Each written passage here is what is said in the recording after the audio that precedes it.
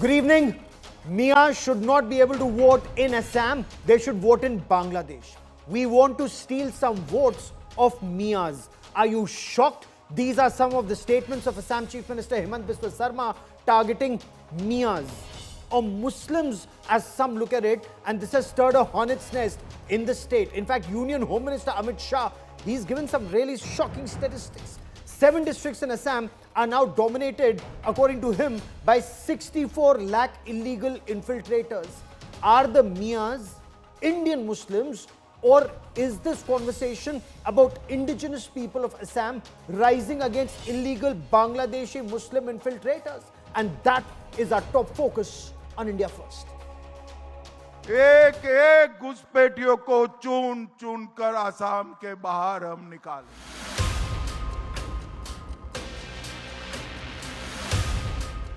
BJP steps up the Ghuspetia attack. মিয়াকেতো কষ্ট দিব গৈছিল নহয়, গতিকে যোনে যেনেকে পাৰে মিয়াক কষ্ট দিয়ক না, আপুনিও দিয়ক না।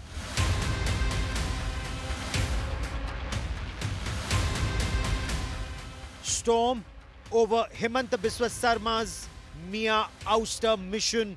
Congress, Samajwadi Party, Jamaat slam bid to polarize.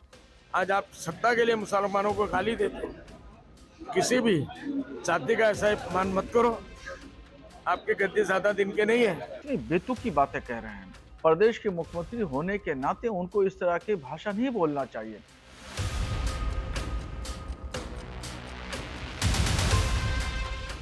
But the Chief Minister doubles down on the Miya attack. Bangladesh से जो लोग आए हैं वो लोग अपने आप को ही मियाँ बोलते हैं। मैं तो वो नाम नहीं दिया है, वो तो खुद ही वो नाम लिया है। Polls, polarization and politics in Assam is our top focus on India First. In fact, Assam Chief Minister, he went a step ahead. Himanta Biswa Sarma has said words to the effect, do not let Miyas get comfortable. Do not rent your homes to them. Do not employ them. Do not buy anything from them so that they feel uncomfortable in Assam. And Miyas, according to those who back Assam Chief Minister Himanta Biswa Sarma, are the illegal Bangladeshi Muslim infiltrators who are actually changing the demographic profile of Assam. So according to them, this is not Hindu versus Muslim, but indigenous people of Assam versus the illegal Bangladeshi infiltrators. The Congress and the opposition are up in arms, asking, how dare a Chief Minister speak like this, violating oath of the Constitution? We debate. I'm Gaurav Sawant. As always, let's get started with the headlines on India First.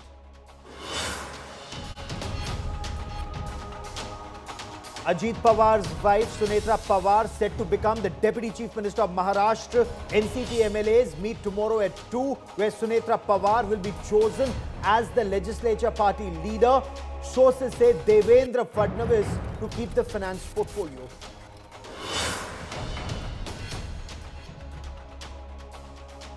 Rahul Gamosa controversy heats up.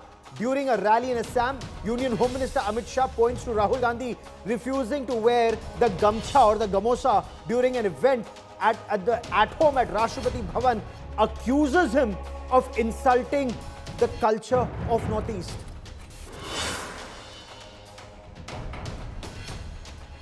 Shashi Tharoor, Rahul Gandhi bonhomie out in the open a day after meet. Shashi Tharoor heaps praise on Rahul Gandhi, says he's a leader with a very clear political stance.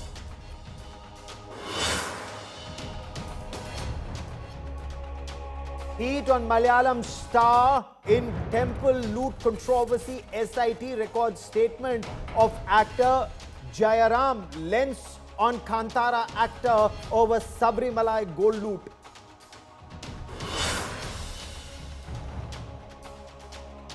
Bengaluru real estate businessman dies by suicide fearing income tax raid. Sources say he was under the lens in connection with an disproportionate assets case.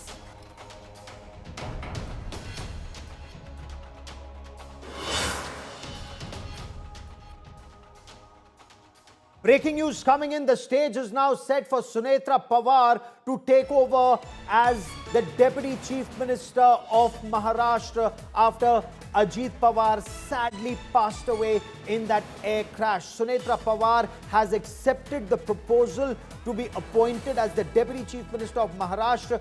Her oath-taking ceremony is expected to be held at 5 p.m. tomorrow.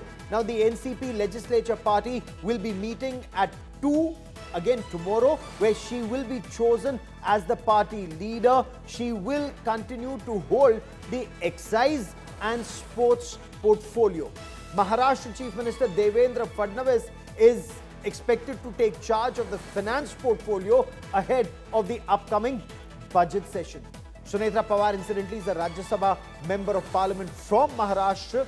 She comes from a very prominent political family in Maharashtra. Her father, Padam Singh Patil, served as the state minister. He was also a Lok Sabha member of parliament before entering active politics. Sunetra Pawar had built a public profile through tremendous social work and environmental advocacy and administrative roles. She founded the Environmental Forum of India, or EFOI, an organization that promotes organic farming and sustainable rural development. She now also serves as the chairperson of the Baramati Textile Company. She's a trustee at the Vidya Pratishthan. Now, that's a very well-known educational institution that caters to tens of thousands of students in Baramati.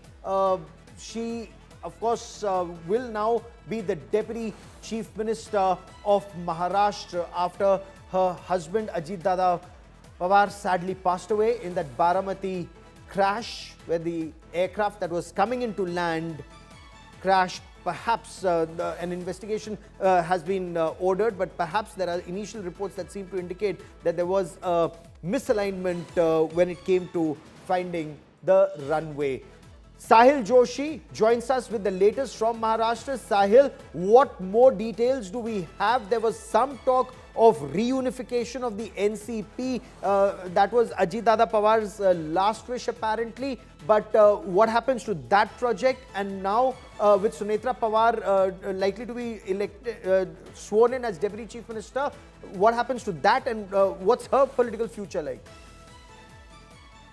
Well, first thing first, because right now the NCP has multiple number of problems at this point of time, because their leader has suddenly passed away in a tragic accident. So obviously Ajit Pawar, was wearing many hats at one time. He was a leader of the party, he was president of the party, he was leader of the legislative party, he was a deputy chief minister, as well as he was the finance minister. So right now, and because he was wearing all those hats, only because of that the merger option with the NCP SP was at the high speed, looking at the municipal corporation elections and the Zilla Parishad elections, and of course for the future of the party. But at this point of time, as Ajit Pawar is not there, who was an undisputed leader even if the merger would have happened, now everything needs to be looked at in a very fresh point of view, and that is the reason why the first thing first, the seat which has fallen vacant because of Ajit Pawar's demise is the leader of the legislative party of the NCP, who automatically becomes the deputy chief minister in the Mahayuti government. That problem has been solved. Sunetra Pawar was spoken to yesterday. She was consulted yesterday after the cremation process was over by the senior leaders of the party, and today she has given her acceptance. So tomorrow the party's legislative party meeting will be called at Maharashtra's Vidhan Bhavan at 2 o'clock, and she will be duly elected as the leader of the party. And then who then becomes the party president, or does she also stay party president and deputy chief minister? Well, that question has been kept at this point of time open-ended. The party's constitution clearly says that the president is Ajit Pawar and the working president is Praful Patel. So when the president is not there at this point of time, Praful Patel will look after the party functioning at this point of time, and then duly the president will be elected. But that the main question at this point of time is the merger, the possible merger, which everyone is talking about. Because when Ajit Pawar was alive, the talks of merger were at the last stage, and it was possible that by month of March or end of February, the merger would have been announced. But now that thing is not there, the merger discussion might start after 10-15 days, and then duly the decision of who is going to be the president of NCP will be decided. But at this since point you of time, raised the point of only merger, decision has been taken. if you Yes. permit me another 30 Yes. seconds, when we talk of merger, does that then indicate that even the Sharad Pawar faction of the NCP becomes a part of the Mahayuti? And are Supriya Sule and others comfortable with this?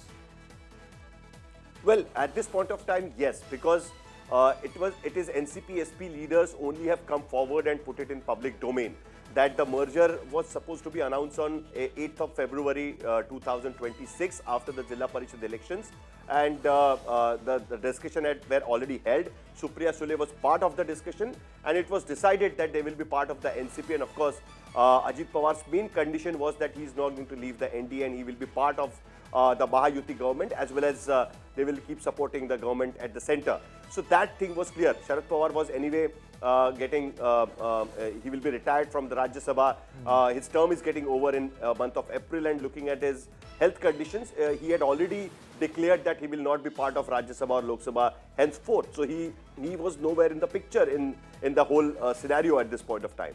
But So now does things that will be system different. remain? I think the merge- Does that system remain that Supriya Sule remains the face in Delhi, in Parliament, and whether it's Praful Patel or Sunetra Pawar, they remain the faces in Maharashtra? Well, now that question is not yet answered, because now Ajit Pawar is not there. This discussion was happening when they had decided that Ajit Pawar is going to be the leader. Now that Ajit Pawar is not there, the first they will have to decide who is going to lead this new alliance, the alliance or the merger of the party, the old party NCP, where there are no two fractions. So first they will have to decide who is going to lead it, and only after that it looks like that the merger sequence will happen. There are multiple options to it. Maybe Sharad Pawar will be requested that, okay, you lead the whole party for time being, and then the things will be sorted. Maybe it will go to Praful Patel, or maybe Sunetra Pawar will only be asked that she should lead the whole combined NCP, and Supriya Sule will be heading the party in Delhi, or Praful Patel will be heading the party in Delhi, and Sunetra Pawar, as it has been already decided, that she will be the leader of the Legislative Party and she will be the Deputy Chief Minister. So Keep that that story, discussion is yet Sahil. to happen. Okay, I will come back to you for more. Sahil Joshi getting us the latest on developments within the NCP after that sad and untimely demise of Ajit Dada Pawar. I now want to shift focus to our top story, and this is Union Home Minister Amit Shah launching a frontal attack on the Congress, saying 7 districts of Assam are now dominated by 64 lakh infiltrators. Whether it's from Dhimaji to Dhubri, Barpeta to Bongaigaon, or Naugaon to Gwalpara. He said every infiltrator would be identified and every infiltrator will be sent back. Assam Chief Minister Himanta Sarma has anyways been in the eye of a storm, insisting don't let Miyas get comfortable in the state. Don't give them jobs. Don't hire them. Don't give them your houses on rent. Don't sell your property to them. The Congress in the state is up in arms. But Himanta Sarma's backers insist this is not a Hindu versus Muslim polarization. It's a far more serious issue of indigenous people rising to protect themselves from being overwhelmed by illegal Bangladeshi infiltrators. Kaushik Dekha and our team get you more in our top story. एक एक घुसपैठियों को चुन चुन कर आसाम के बाहर हम निकालें। মিয়াকেতো কষ্ট দিব গৈছিল নহয়, গতিকে যোনে যেনেকে পাৰে মিয়া কষ্ট দিয়ক না, আপুনিও দিয়ক না। Assam is in election mode. The BJP has made infiltration its #1 election pitch. From Dibrugarh, Home Minister Amit Shah launched a direct attack on the Congress, alleging that the Grand Old Party sheltered illegal immigrants.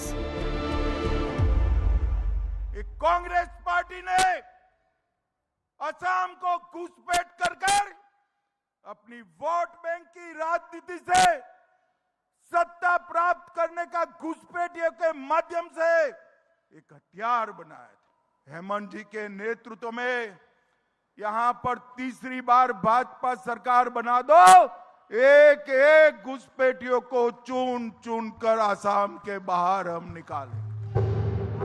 Shah's hardline push comes amid a raging storm triggered by Chief Minister Himanta Biswa Sarma's controversial Miya remarks.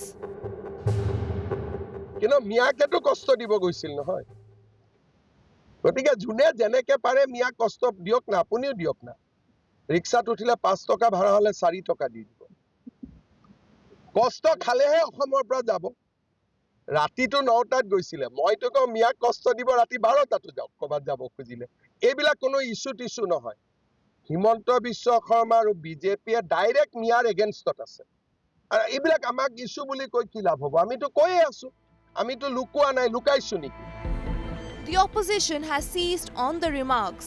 The Congress is calling it hate language. The SP has gone further, claiming this is diversion politics, while the All India Muslim Jamaat alleges the CM has been targeting Muslims in a bid to polarize polls.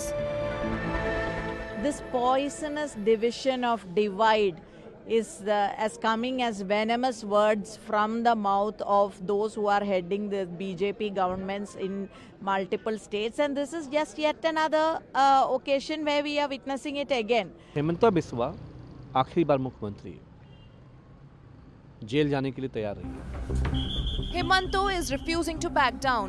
Instead, he's justifying the remarks, claiming he was referring to illegal Bangladeshi Muslims and that his words were borrowed from court observations.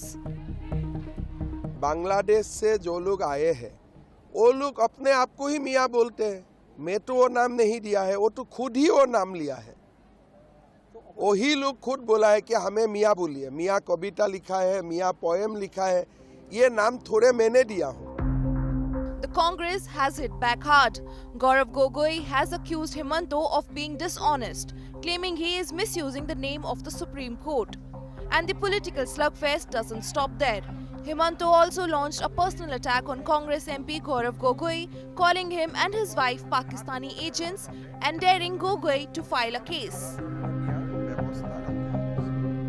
Gaurav Gogoi Pakistan का agent है उनका बीबी भी पाकिस्तानी है और मैं आपका सामने बोल रहा हूँ उसका हिम्मत है तो जाके मेरा ऊपर केस कर The Congress claimed the CM is using the Pakistan pitch to hide corruption questions. अगर कोई उठकर कह दे कि हिमंता बिस्वा शर्मा चीनी एजेंट है तो क्या फिर साबित हो जाता है अरे ये पिछले 1 साल से एक राग अलाप रहे हैं क्योंकि इनके पास अपने खुद के भ्रष्टाचार के जवाब नहीं है So in Assam's high-stakes election battle, infiltration is now the BJP's war cry. While the opposition is calling it polarization and diversion, Assam's politics is only getting louder, sharper and more combustible. With Indrajit Kundu and Mausami Singh, Bureau Report, India Today. So the battle lines are very clearly drawn. Congress and other opposition parties are accusing the Chief Minister of violating oath to the Constitution and religious discrimination against Muslims. Sarma's supporters back him to the hilt.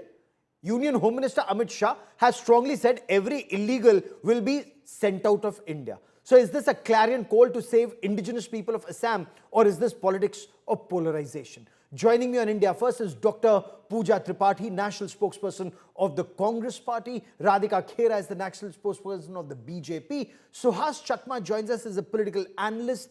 Kaushik Dekha is Executive Editor, India Today magazine. And Kaushik has written a very thought-provoking article that I will refer to, and we'll come to him in just a moment. But Radhika Khera, the Chief Minister urging citizens to economically harass a particular community.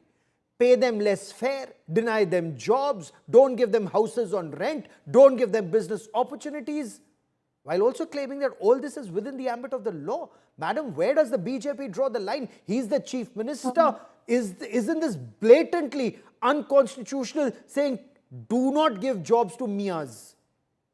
Good evening to everyone. Gaurav, this isn't about Miya or a particular community. It's about illegal infiltration, demographic transformation, and the survival of Assam's indigenous communities. For decades under the Congress rule, Assam has witnessed unchecked illegal immigration, and our Union Home Minister Amit Shah has stated on record that the number of illegal infiltrators rose from 0 to nearly 64 lakhs during the Congress regimes, which has fundamentally altered Assam's demographic structure.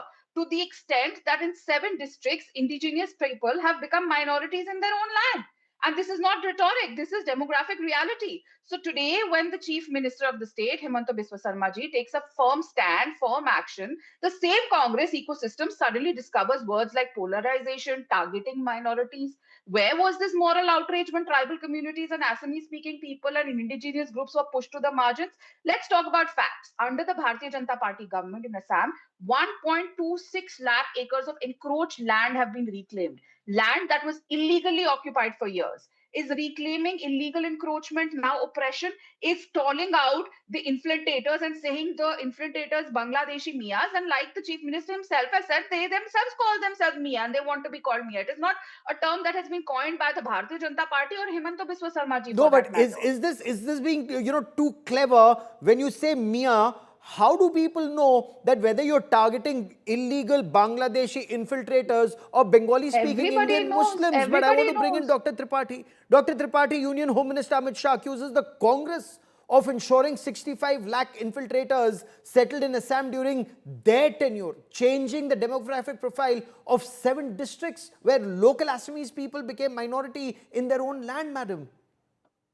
Gaurav, let's remind Himanta Biswa Sarma ji the oath that he took when he took over as a Chief Minister of Assam. मैं बिना किसी भय या पक्षपात के राग या द्वेष की संविधान की शपथ लेता हूँ.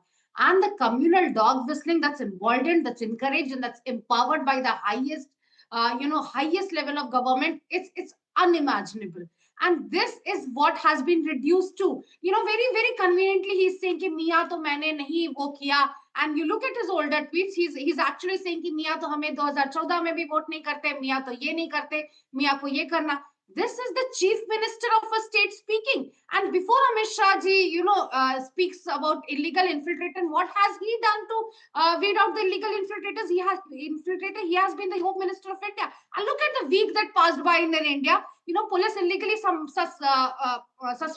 4 Kashmiri journalists for reporting on police brutality. In UP, Muslims were arrested for praying in an empty house and in a school which was built for tribal by a Muslim in his own land, by his own money, was brought down in Madhya Pradesh. And Allahabad High Court transferred the Chief Judicial Magistrate Vidhanshu Sudhir after he ordered the criminal proceedings against police who acted against a Muslim protester. We are seeing Kashmiri shawl salesmen being brutally thrashed in Uttarakhand, Haryana, in Delhi. We are seeing people, Muslim being lynched in Jharkhand for legally transporting cattle. We are seeing a pastor being, forced to eat cow dung and chant Jai Shri Ram. And this is what communal dog whistling, when I say the highest level, when you're saying, and this is what the hate speeches report also say. 2025 saw 1,259 hate speeches and 88%, no surprise at all, 88% coming from Bharatiya Janata Party leaders, a 24% increase from 2024, which does not support a very less number. Okay. And when he said Miya, so Radhika Khera wants to respond. The initial part, since it's your opening comment, ma'am, I didn't interrupt you. The initial part, we wanted to stay on the subject of Assam for the moment, but be that as it may, Kaushik Dekha, Radhika Khera, I will come back to you to respond, but let me bring in Kaushik Khera and Mr. Chakma for the initial comments. But Kaushik Dekha, in India Today, you've written a thought-provoking article this morning, and I very strongly recommend this article to our viewers. As you write, harass Miyas, Himanta Biswa Sarma's unconstitutional appeal is Assam's survival mantra. Explain, Kaushik. Okay. First, let me make it very clear. What he said is constitutionally wrong. We can't justify that. But we have to understand what Miyas are. Means Miyas usually in rest of India, it's a term used for Muslims with a lot of respect. But in Assam, Miya is a derogatory term for illegal Bangladeshi immigrants. Mark this, illegal Bangladeshi immigrants. Assamese Muslims or Indian Muslims are not referred to as Miyas. Now you can ask me, how do you know who illegal immigrant is and who is not an illegal immigrant? How do you distinguish that, whether he's a Miya and he's an illegal Bangladeshi or a Bengali-speaking Indian Muslim? Exactly. Now let's come to that point. Between 2001 and 2011, Assam added 4.5 million people, because that's the latest census data we have of 2011. Yes. Of this, 2.4 million were Muslims and 1.8 million were Hindus. Now you will say it's very simple thing, because but if you break it down, of every 100 people, that means 54 were Muslims and 41 were Hindus. You would say generally the Muslims produce more, which their TFR is high, all that someone will say. But the striking fact is that in Assam, Muslims were at that point of time were only 31% and Hindus were 65%. So a larger population is adding only 1.8 million. Half of the population is adding 2.4 million. If you go to any population expert, they will explain that it's not biologically possible. It's an influx. It's an influx. So that's where the problem is. This influx became legalized. It's an external influx, but if you go to Assam, ask anyone of this Bangladeshi origin people, they will show papers. They will say, I came in 1951, I came in 1991, I came in 1971, I came in 1931.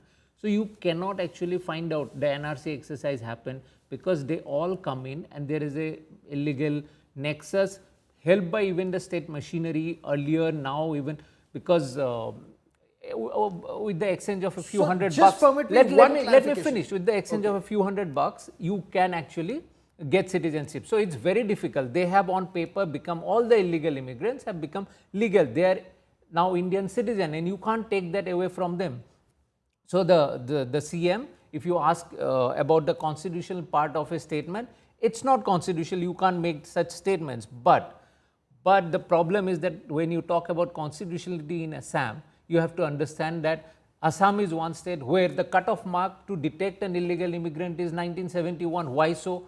For the rest of India, it's 1951. If you talk about constitutionality, why there was an act called IMDT in Assam, which was also not constitutional. So when something is already not happening constitutionally, or for all these illegal immigrants that Assam is suffering, they have been legalized by a system. That system is within the constitution, which means the constitution failed to provide that relief to Assamese people. So now these kind of solutions are coming up. Of course, that should not come from the chief minister, but it's a pragmatic solution. You're saying it's a battle for survival. Yes, it is a battle for survival, and if you do that economic isolation, if you do not give them jobs, then probably is the only way out, because within the constitution, within the legal framework, there is no solution, and Assamese people cannot just sit idle and wait for them to get extinguished from this world. So there's a different worldview in Delhi, and there's a different worldview if you are suffering in Assam as an Assamese. But, you know, I'll come back to you to respond to that, and just put your thoughts together. How do you distinguish whether it's a Bengali-speaking Muslim from West Bengal or a Bengali-speaking Muslim from East Bengal or Bangladesh today? I'll come to you for that, Kaushik. Suhas Chakma, is this aimed at Indian Muslims or Bangladeshi, illegal Bangladeshi Muslims in Assam, when the Chief Minister says, Miya ko naukri mat do, Miya ko ghar mein mat rakho, deny them opportunities, make them uncomfortable. If they create trouble, then the police will sort them out. How does one make a distinction between an Indian Bengali-speaking Muslim from West Bengal and an illegal infiltrator from East Bengal or Bangladesh, sir? It is absolutely impossible to make a distinction between a Bangladeshi, Muslim or a Muslim who speaks Bengali from West Bengal or anywhere else, because of the similarity of the language. It's impossible. I think you have to identify at the end of the day based on the documentation or documents which they have. We have to realize, as Kaushik had mentioned, that Assam has been facing this illegal immigration problem, not only from now, I mean, almost from 1871 onwards.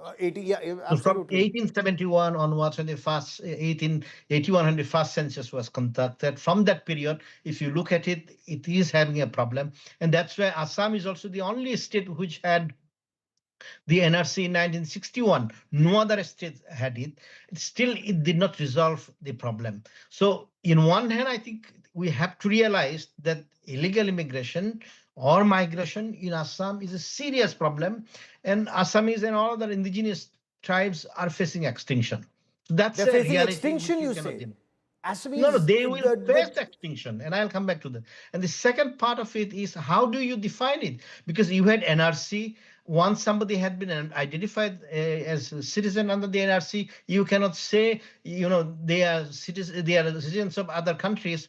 And the second question would come up, the BJP had been in power for the last for the last 10 years. Why have they not identified the people as illegal immigrants? If you go to Assam now, I mean, apart from this debate, when I was talking to some of the Bodos, the key issue for them is, their allegation is that the Bodo identities are being subsumed by migration of Adivasi communities in Bodoland. And we had massive, classes couple of days back. And earlier, point of time, about a month and a half back, actually, Bodoland Secretariat was overrun by these students. So I think in Assam, the illegal immigration, legal migration remains an issue. But at the same point of time, I think when it comes to legalities, it's extremely impossible, not possible, I would say. And that's why NRC, in that case, in fact, in the NRC, the more scheduled tribes were found to be illegal because they didn't have the documentation. They didn't even have the forest. Indigenous people did not have documentation, and the illegals apparently, if they were illegals, they had it. Yes, they had documentation. Because they didn't have Dr. the forest Tripathi, documentation. Yeah, Dr. Tripathi, this is where the BJP says it was a Congress ecosystem that enabled, all the illegals getting proper documentation. You heard the Union Home Minister, he said that 20 years when the Congress was in power, this is where that big demographic profile, that change came. And the Congress even today is being accused of giving cover fire to illegal Bangladeshi infiltrators by equating Bengali-speaking Indian Muslims with these illegal Bangladeshi Muslims in Assam. Because the question that is being asked, madam, why should Assam shelter and share its meager resources with illegal Bangladeshi infiltrators? Gaurav, the bogey of illegal Bangladeshi infiltrators was raised by this honorable Assam CM Himanta Biswa Sarma in Jharkhand too. We have change of demography. It was raised in Bihar too, and now it's raised in Assam too. You are running a third term of the government. NRC process took 9 years and 1,900 crores, were 55,000 state government officers. But what is the result of NRC? Then when we are saying you go and claim 65 lakh, and we want to know what's the proof of this 65 lakh. And when you go on to claim that 65 lakh people have been illegal immigrants, the question again arises as what you have been doing as an Home Minister of, why do you need an election around the corner to raise this infiltration bogey? And why do you need an election around the corner to indulge in this communal dog whistling is our question. Because you did it in Jharkhand, you did it in Delhi too, for some extent, you did it in Bihar too. The SIR exercise did not bring out any illegal infiltrators. So this whole bogey of there are illegal immigrants, we are saying anybody who is not a part of India, please, take them out, follow a due process, get an evidence, there are tribunals, follow a deportation process. Don't do ethnic profiling of Indians saying कि ये मियाँ मुस्लिम है, 5 रुपए की जगह 4 रुपए दो, indulge in economic apathy. That's what we are criticizing, and that's what you should be ashamed of doing. Radhika Kheda respond, the Chief Minister should be ashamed of what he is doing, is what the Congress party says, because this is ethnic profiling of Indian Muslims. How do you distinguish between an Indian Bengali Muslim and a Bangladeshi illegal infiltrator, who's a Muslim? They speak the same language or similar language. Opposition says Indian Bengali Muslims will be in the line of fire. This is just creating a bogey, as was raised in Bihar, as was raised in Jharkhand. First of all, let me remind the Congress spokesperson who was talking about the oath that the Chief Minister takes. The oath taken by any Chief Minister is under Article 164 of the Constitution, which is to uphold the Constitution and faithfully discharge duties in the interest of the people of India. Nowhere does the Indian Constitution require a Chief Minister to protect illegal infiltrators. In fact, Article 355 places a clear constitutional duty on the Union and the states to protect the nation against external aggression as well as internal disturbances. Uncontrolled illegal infiltration is precisely that, Gaurav. Now, the Chief Minister of Assam has taken an oath to serve India and India's citizens in accordance with the Constitution and the law. That oath does not bind him to protect illegal infiltration, it binds him to stop it. We are not the Congress party, which went on record, since she mentioned Jharkhand, which went on record in Jharkhand. Ghulam Ahmad Mir, who is the General Secretary of the Congress party, General Secretary Gine Chune Hote Hain Ungliyon Pe, who is also a big leader of Congress from Jammu Kashmir and in charge of Jharkhand, he went on record during the elections and said कि जो बाहर के लोग हैं, जो बांग्लादेशी हैं, उनको भी हम cylinder 500 रुपए का देंगे. How can you forget that jibe that he had given? Now, when Congress, problem is that Congress wants to weaponize the word discrimination to silence any conversation on infiltration because that is their core vote bank. But enforcing the law, Gaurav, is not communal. Protecting borders is not hate speech. And safeguarding the indigenous community is not bigotry. Now, Assam has already seen its demography altered under the Congress rule. The BJP government is doing what the Congress never had the courage to do. Okay. In simple one word, act. Calling this hate is an insult to the Constitution of India. Calling this polarization is an admission to political bankruptcy. India is a sovereign nation. I will and get Dr. Tripathi to respond. The citizens, not illegal entry. Okay, and no but amount of before moral grandstanding can change the truth. Before that, I want to bring in Kaushik Dekha once again, because Kaushik, you also write that this boycott Miyas is not about morality. I mean, people may say, oh my God, how dare you? But for the people of Assam, it's about survival. Explain this, sir. It's a fact that there are illegal immigrants in Assam. You can't deny that. Okay, you can't legally prove that. It's like a situation when you are in a courtroom where everybody knows that a crime has been committed, but there is no evidence. So you can't convict the actual criminal. It's that kind of situation. So what do? There is no other process. We have done NRC. The NRC didn't yield any result. So what do you do with so many illegal immigrants? And when your numbers are reducing, if you look at the Assamese population, Assamese speaking people, you will see the numbers are reducing, and the Muslim population growth is far higher than the national Muslim population growth. And there have been data in the past, only that you can't prove that on paper. So when the situation doesn't help you, the whole legal system, whole constitutional system doesn't help you, you will have to find pragmatic solution. One of the pragmatic solutions is this, because why do Bangladeshis come to Assam or India? They are not coming here to take shelter.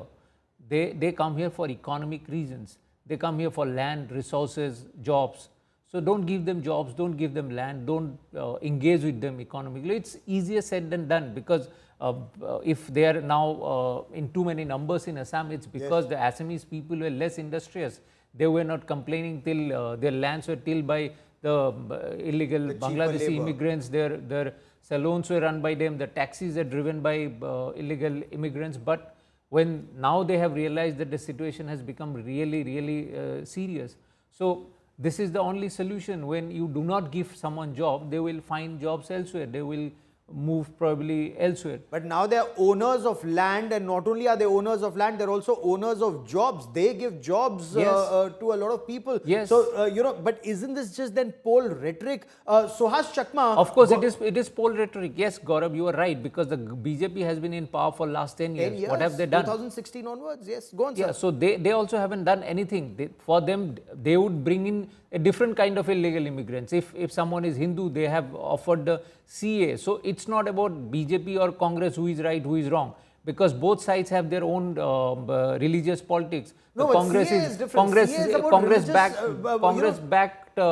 Congress backed illegal Muslim immigrants. BJP tries to back illegal Hindu Bangladeshi immigrants. CA, so yes, is different. It's persecuted Hindus, no, or the Jains, persecuted or Hindus, Sikh minorities that are persecuted in India's of neighborhood. course, else will they go except? That's there. But people of Assam, Gaurav, you have to understand, the people of Assam have rejected that also, because they do not want any Bangladeshi immigrants here, and the persecution happened long back. If you are coming in 2014, what's the reason you are coming now? So, and you can go elsewhere also. Why Assam should suffer specifically for this? So, Assamese people are against. It's a very simple fight which people are giving different kinds of religious views. It's a fight between indigenous people and illegal people.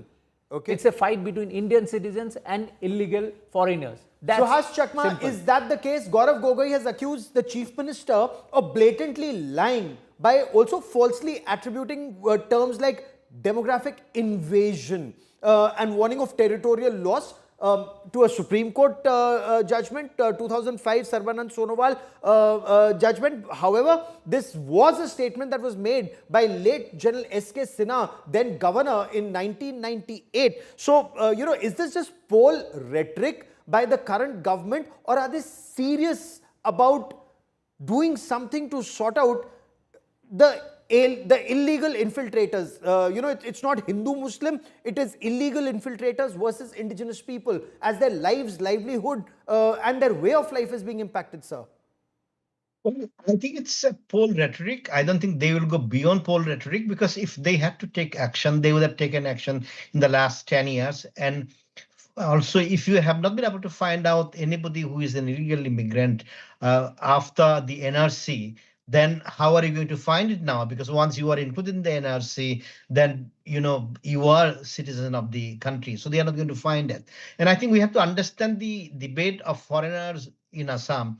See, I mean, I think in the beginning, in the after the independence, the original, actually, the movement of the anti-foreigner agitation in Assam was not initially only against the people from Bangladesh. Yes. It was initially against the Marwaris and all other people who had gone from mainland India. And if you go to borderland, that's what I was saying, that they are still, even today, raising their case against the the immigration of the Adivasis, which they accused to be coming from Chhattisgarh, Madhya Pradesh, and all other affected areas, including the alleged Naxalite affected areas. So the anti-foreign agitation in Assam has its own narrative, and it has its own local context within Assam.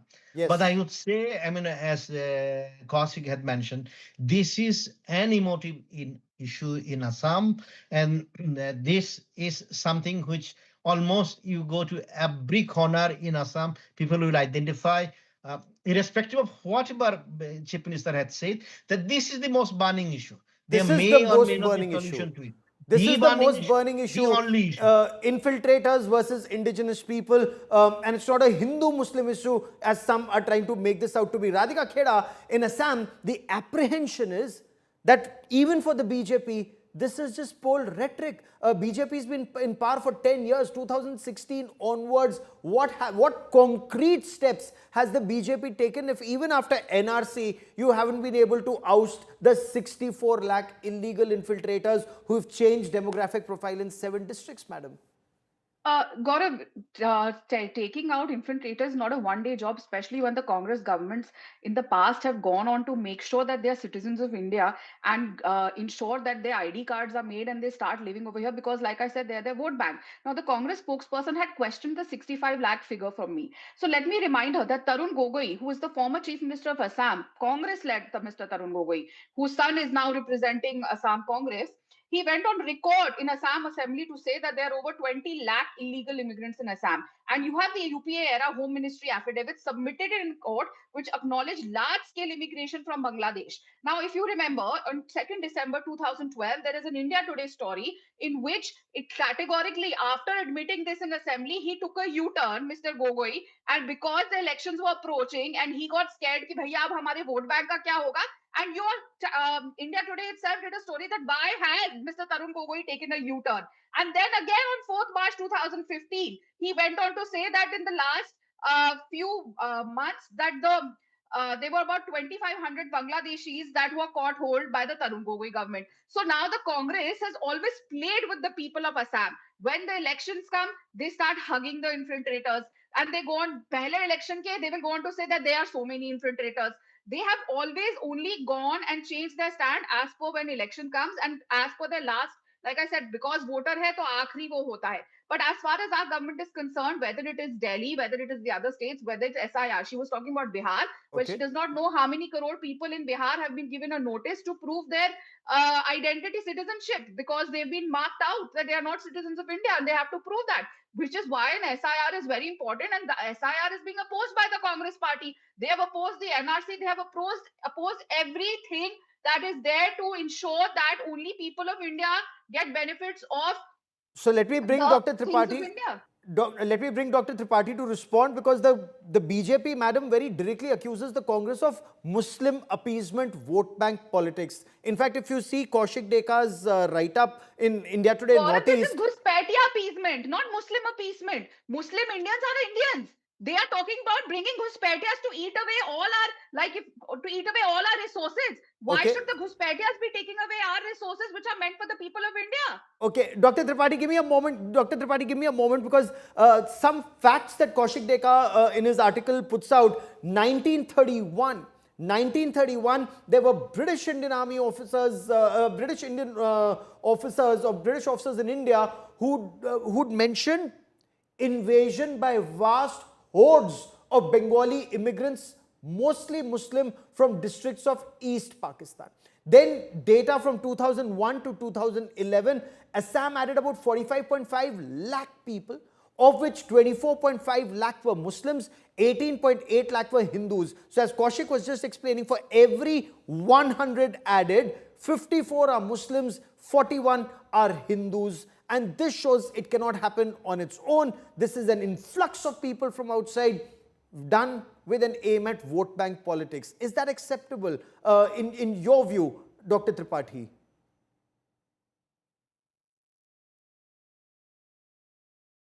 I think, ma'am, you're on mute. Can I request you to please?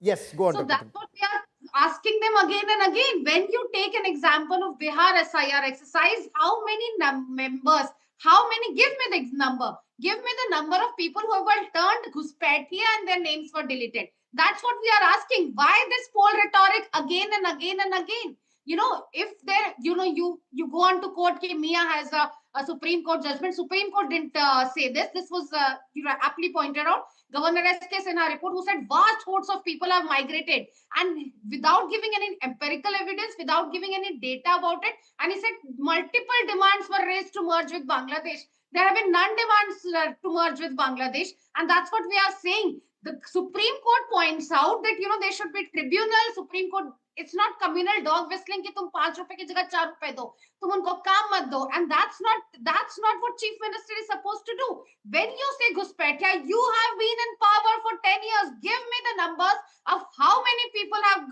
been taken, how many cases have been taken against foreign tribunals, how many Radhika Khera, last 30 seconds to respond, since a very specific charge has been leveled. Respond, madam, before I bring in Kaushik. It's very unfortunate, Gaurav, that the Congress comes here without doing their research. On record, 3 lakh people in Bihar itself have been given notice by the Election Commission to prove their doubt. Ma'am, I didn't speak over you. I didn't speak over you. Please, zip it, madam. I didn't speak over you. Gaurav, this is not the way. She's behaving like a Ghuspatia in between when I'm speaking. So that's not the way. I'm talking about facts. She has a problem. She's speaking over me because I'm calling her out. I'm sorry, I cannot do this. I'm sorry. One by one. Dr. Tripathi. This is not a fish market. Dr. Tripathi, one by one.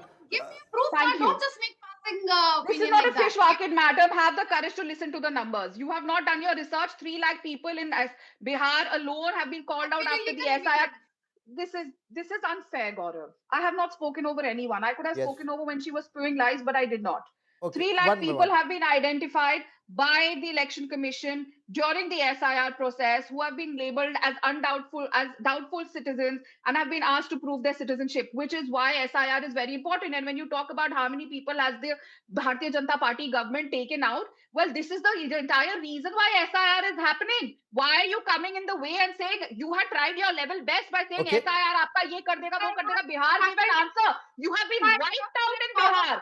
6 seats is what you have got. And the number of maximum you have been in power. SIR came in 2025. Give us a number. Okay. She's been called out with the numbers. This is heckling because clearly she's caught red-handed. Is leading to a lot of rising anger, apprehension, tension, emotions. You're going to be wiped out in Assam as well. I can guarantee you today, Gaurav, they are not even going to cross a double digit. They will be washed down in Assam by single digit because of this narrative. We'll probably revisit this. Very soon. I want to thank all my guests. I want to thank all my guests, and I very strongly recommend read India Today Northeast. There's lots on Assam, the latest that's happening in Assam, and how are people in Assam reacting and responding to this. India Today Northeast, I very strongly recommend that you read this.